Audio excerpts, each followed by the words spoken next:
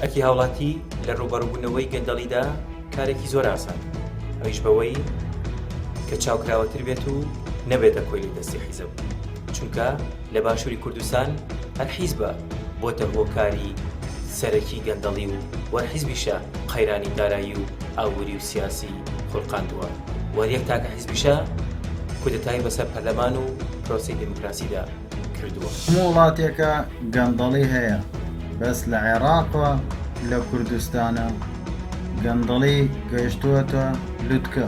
هەرچی هەموو هاوڵاتیەکە وەک وەفا و دڵسۆزیەک بەرامبەر نیشتیمانمێتەوەکەی بەرهەڵستی گەندەڵی و کەسی گەندەڵکار بێتەوە ئەگەر بەڕستەیەکیش بێت. لەم وڵاتەدا بۆ ڕوبەڕووبوونەوەی گەندەڵی و وەستاندنی گەندەڵی پێویستمان بە قوربانیی زۆر هەیە.